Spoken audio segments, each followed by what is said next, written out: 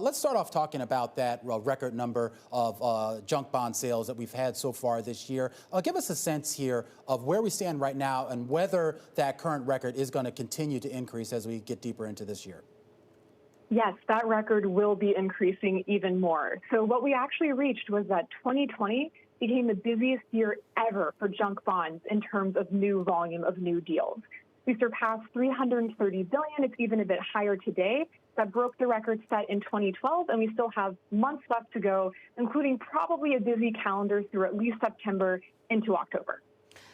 Is the appetite still there from the demand perspective? Certainly, you sound to say that supply is still going to be coming tentatively if it remains. But are people still liking to eye this part of the market? Where are people now looking for? Yeah, so people are still very interested in investing in this asset class. The search for yield has continued into junk bonds. We did see a $4 billion outflow out of the asset class today, but that was after many inflows. And so, investors are still trying to put their money to work in this higher yielding corporate credit segment. They're mostly concentrating on the double B space, where we've also seen additional issuance this year.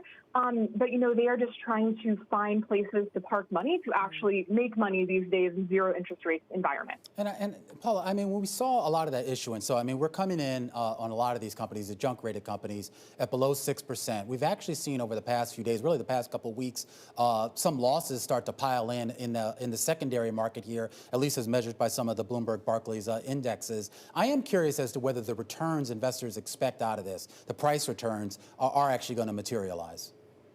Well, there's two ways to look at it. You can look at it in terms of secondary, and obviously all of these inflows in the asset class, that pushes down yields, increases prices, so you could potentially see, an increase in price, although right now we're probably at the top of that. And if anything, it might lessen some through the end of the year. The other way to look at it is in terms of new issuance. And there it is very hard for investors, right? Because, in the first half of the year, we saw this crush of liquidity financings where companies were raising money because of COVID quarantines to sort of get them through that time period. But now in the last few months, it's almost all been refinancing.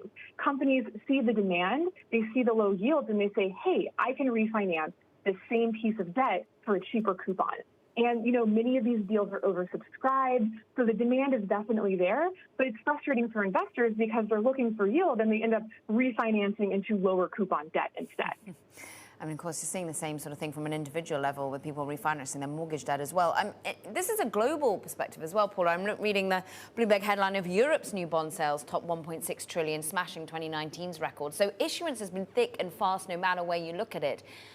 Are people staying close to home? Are people remaining committed to U.S. high yield? I know a lot of these investors have to remain in certain bandwidths when it comes to what sort of credit rating they can invest in and notably what sort of currency. But are we starting to see people looking abroad for different opportunities? Yeah, so it depends on the fund. And my colleague Caleb Machua had an interesting piece this morning where he spoke to some of the largest money managers such as Vanguard and BlackRock. And, those were the ones who focused most on investment-grade debt at first. But IG bonds are now sub 2%.